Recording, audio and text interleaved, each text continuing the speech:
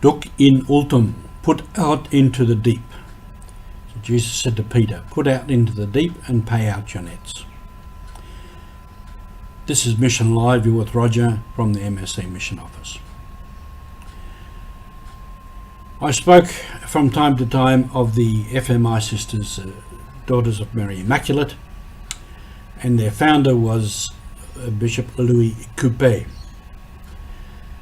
Before he founded the sisters, he consulted people there in the mission, probably the other priests, maybe the sisters, maybe the founder back in Essendon, and he listened to their opinions, and he would have thought about it long and deep. He would have prayed about it. In the end, he put out into the deep, made the decision, took the chance. We might say today he bit the bullet and said he would do it against opposition, probably from his own brothers, the priests. But he bit the bullet and he put out into the deep. And this is part of our story of mission. Unless we take the chance and put out into the deep, it's not going to happen. Many, many years ago, when I was a student at our college in Hamilton, Victoria, Monterey, I went there with the idea of being a priest and being an MSC priest.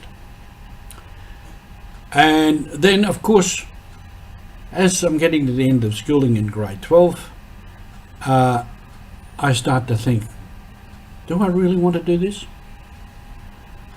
If I do well, I might get to university, might get a job, could get a girlfriend. And I thought about it, and I thought about it. And in the end, I said, I'll give it a go. I'll give it a go. I bit the bullet. I launched out into the deep.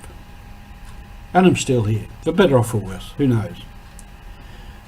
This is what happens right through the life of the church and the mission. And many times those missionaries, Coupé, Alain de Beaumanoux, or many of the priests, sisters, whatnot, they launched into the deep. After a lot of thought, prayer, discussion, planning, preparation, in the end, you just launch. And if it's something that the Lord wants, it will succeed. Including founding a religious congregation. Now, in the history of the church and the life of the church, there have been hundreds, thousands of religious congregations that have come and gone, founded and floundered, failed, or they just went out of existence for different reasons. And that's part of the life of the church.